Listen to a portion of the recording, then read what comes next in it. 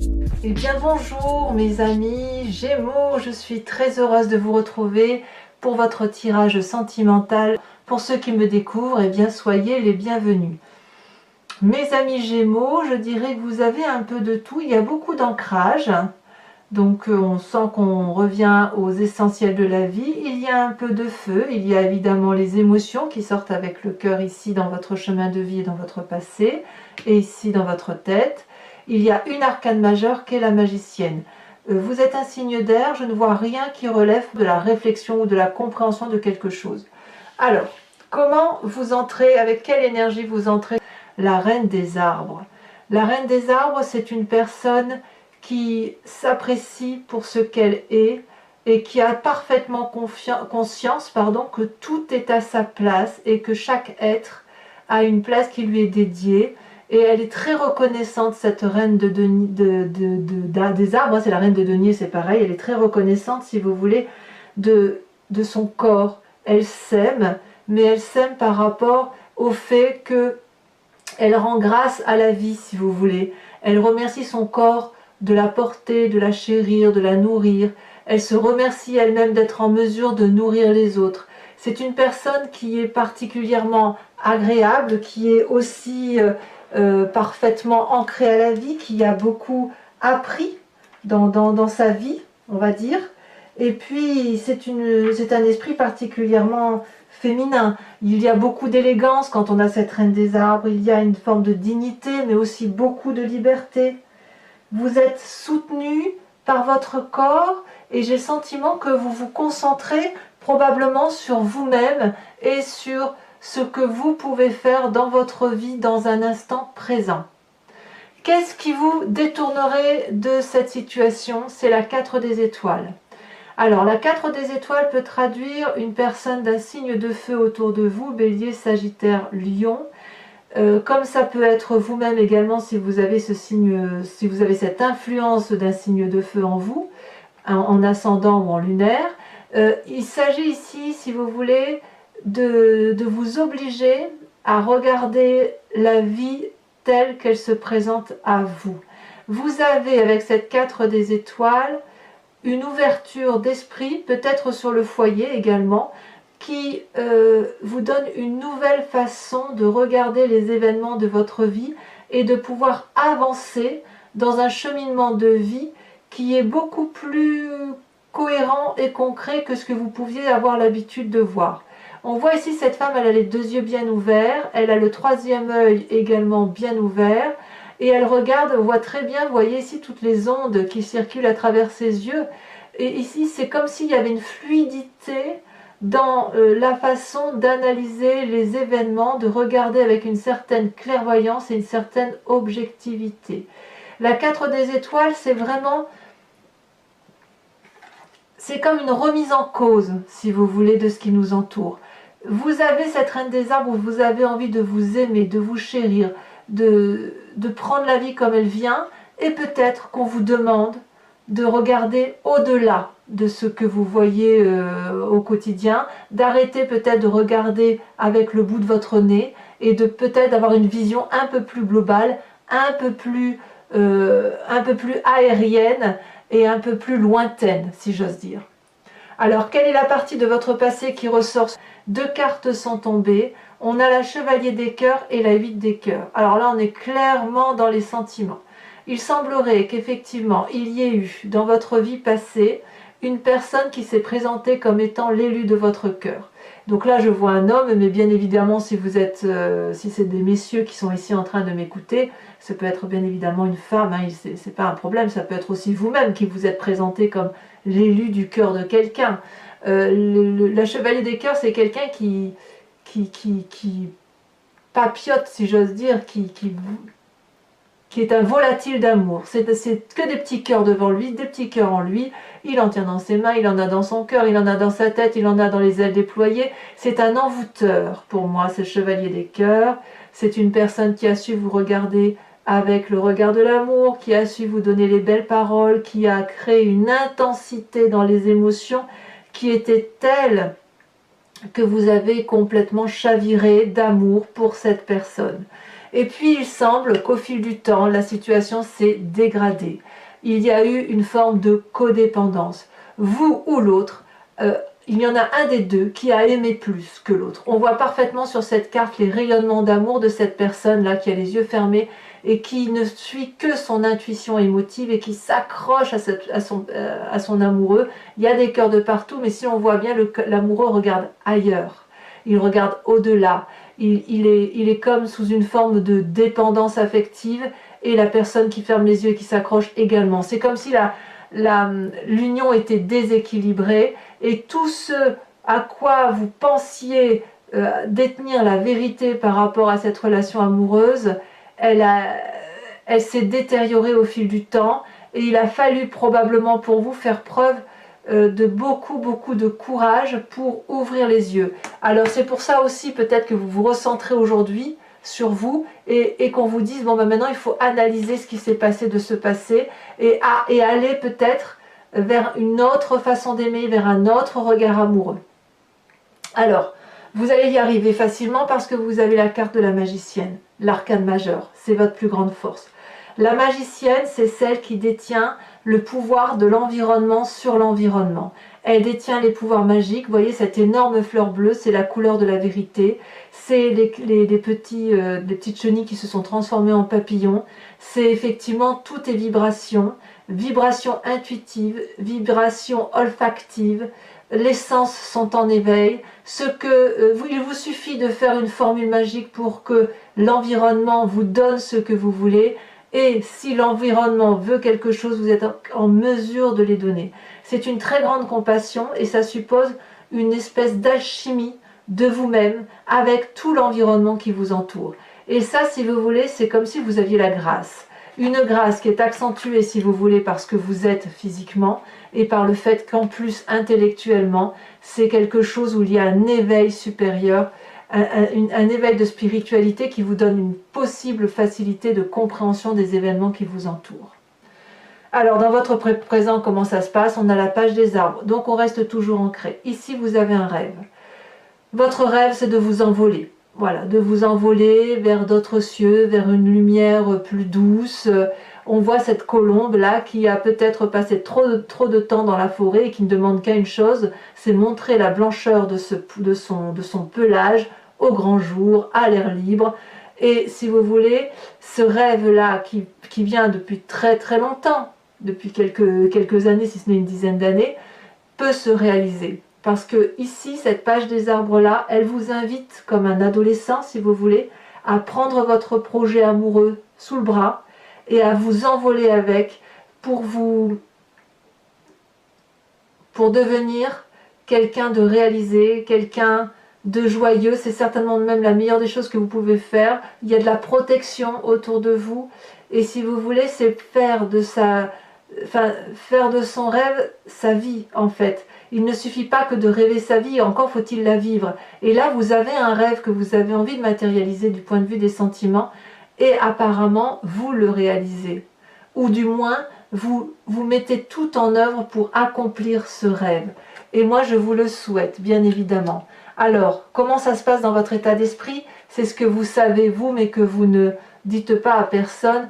Vous avez fait la paix avec vos émotions, avec vous-même. Avec cette 10 de cœur-là, c'est l'apothéose. C'est l'apothéose dans les émotions. On a cette femme-là qui est libérée, quelque part, de toutes ces émotions qui ont pu être négatives du passé. Il n'y a pas une partie de son corps qu'elle n'aime pas. Elle est couchée sur l'eau bleue de la vérité. Et la lune éclaire cette eau douce. Donc elle peut faire de doux rêves. Elle peut fermer les yeux, s'apaiser. Tout est quiétude, tout est joie de vivre et tout est bonheur. Et ça, c'est tout à fait possible grâce à cette reine des arbres. C'est comme si j'ai le sentiment que pour vous, vous êtes dans une réalisation émotionnelle qui vous permet d'investir des rêves et de nouveaux projets. Mais vous utilisez le passé amoureux, si vous voulez, vous vous inspirez de cette relation passée néfaste pour vous reconstruire un présent beaucoup plus cartésien. Alors vous allez quand même avoir du mal, soyons honnêtes, vous allez avoir du mal à adopter une vision de conduite qui nécessite que vous soyez un peu plus prudent. mais vous y allez. Alors, qu'est-ce que vous avez dans votre moi profond, dans votre profondeur d'homme, votre foi spirituelle? Deux choses. Là, avec la 4 des arbres, vous avez grandi. Vous avez grandi de vos émotions, vos expériences de vie vous ont permis de vous enrichir émotionnellement, intellectuellement, spirituellement.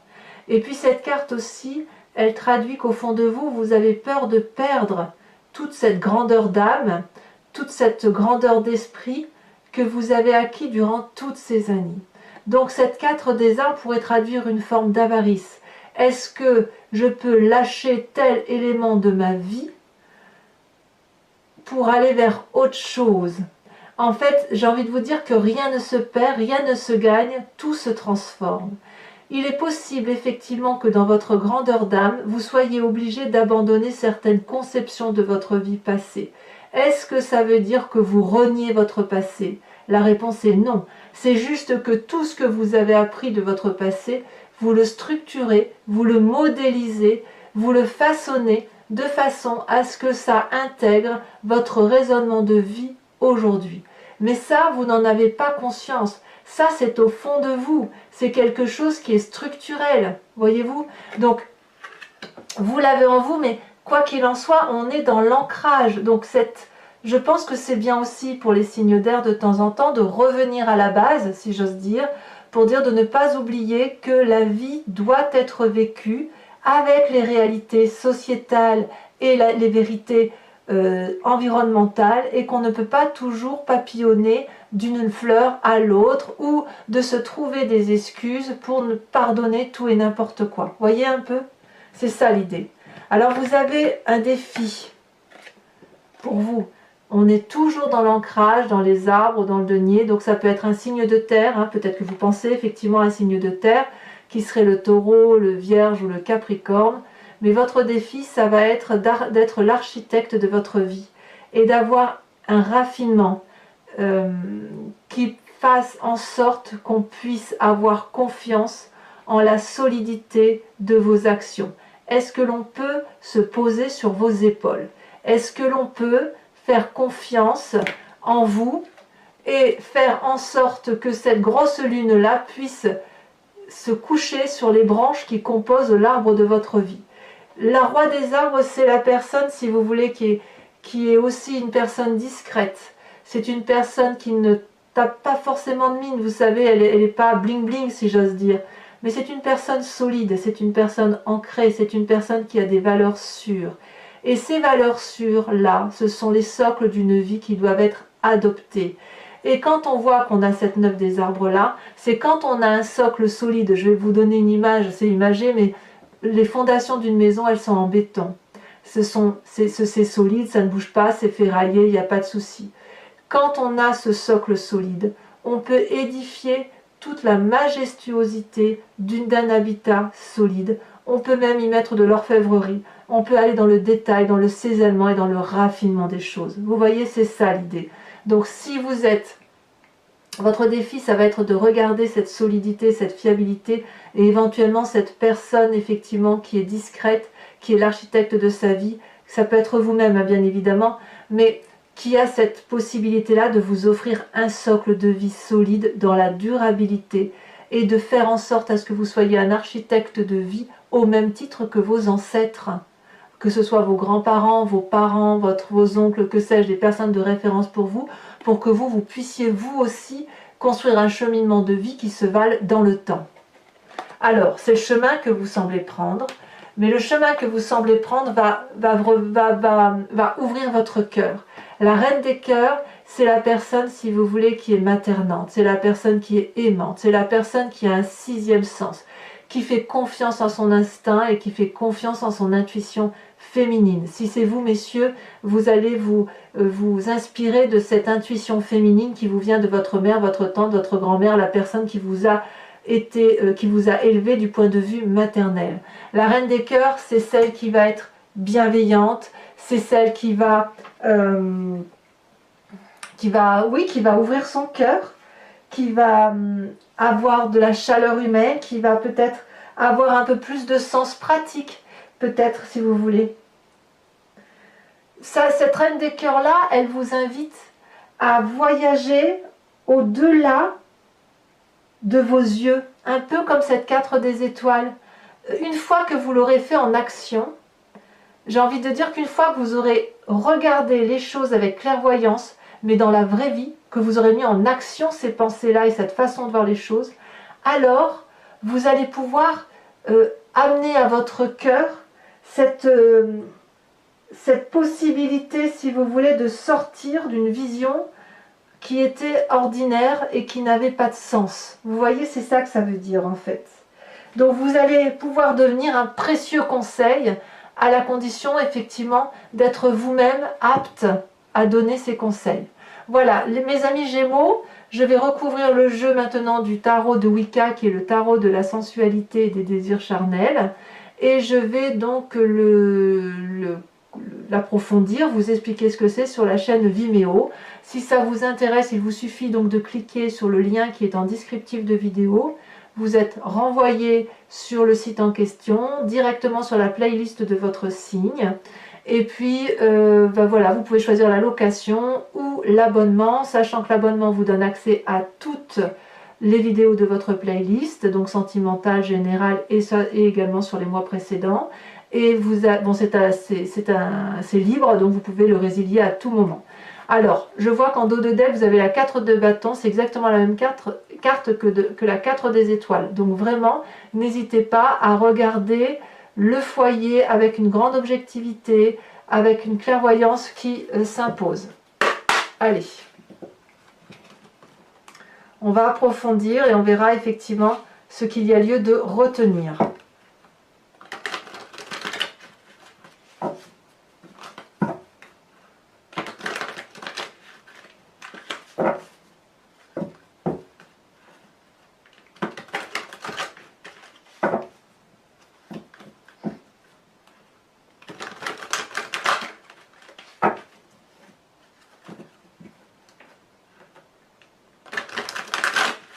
Alors, hop, on coupe.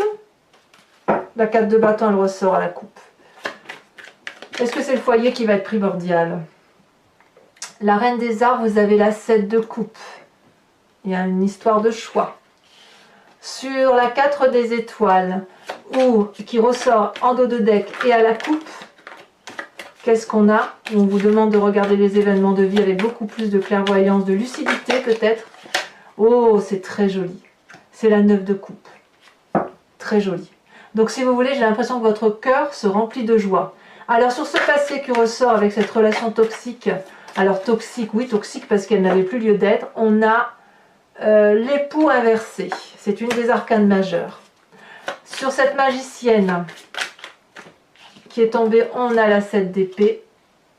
Et si tout ça concernait, et si toute cette difficulté-là à regarder d'une autre façon était due au fait qu'il y avait de la méfiance envers une autre personne.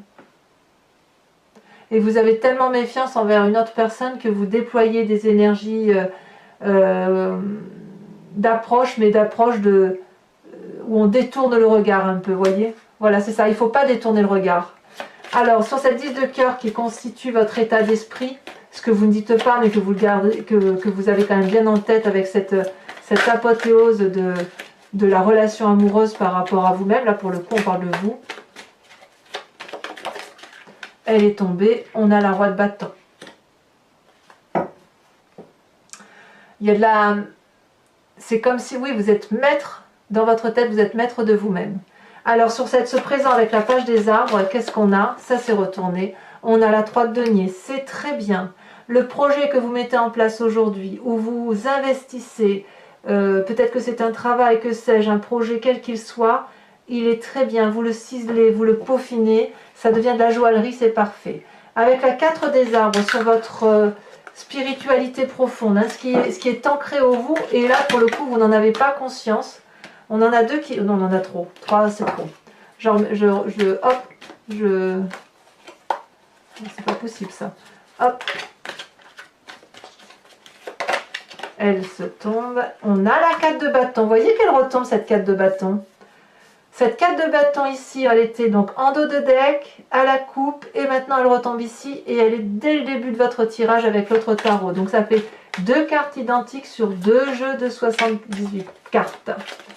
Alors, sur la roi des arbres et la 9 des arbres, on a quoi? La mère de denier, toujours de l'ancrage. On vous demande de vous solidifier, hein, c'est vraiment le cas.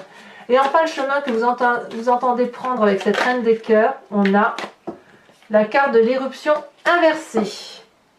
Alors, mes amis Gémeaux, pour ceux qui me suivent sur Vimeo, je vous invite à réfléchir à une question précise et je l'interpréterai sur ce site avec la vidéo de votre approfondissement.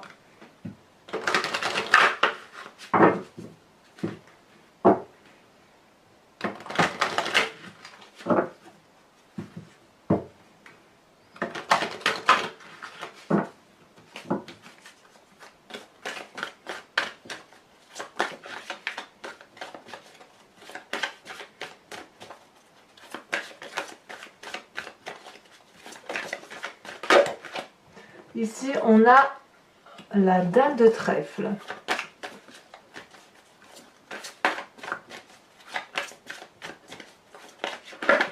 Ouh, elle s'est retournée, je la prends tout de suite. Nous avons la 6 de cœur. Il y a encore un peu de papillonnage hein, chez certains Gémeaux, vous avez besoin, c'est normal. Par contre, il n'y a si, la seule carte d'épée qui est sortie et qui représente votre signe d'air, c'est la 7 d'épée. Donc il y a quand même, il y a vraiment un manque de confiance. C'est comme si vous retirez vos billes hein, dans votre... vous avez raison, il faut effectivement se méfier. Parce que vous méfiez, c'est ce qui va vous construire. Ou vous faire grandir. Alors, il y en a beaucoup trop.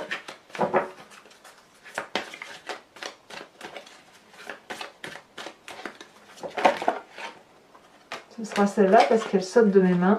La 4 de trèfle.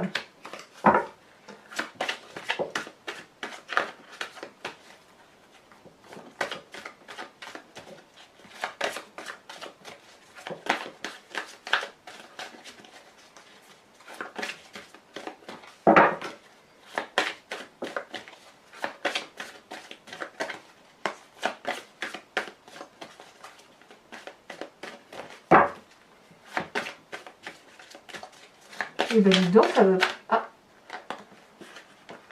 ces deux-là, j'allais dire ça ne veut pas sauter, mais si, la 5 de cœur et l'as de trèfle.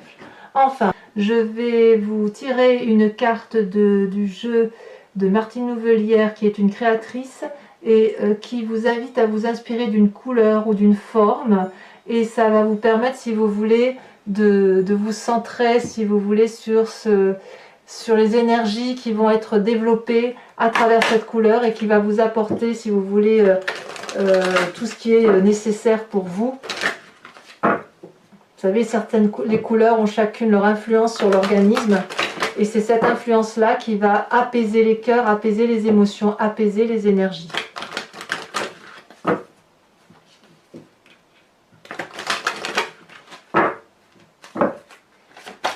Allez, c'est parti.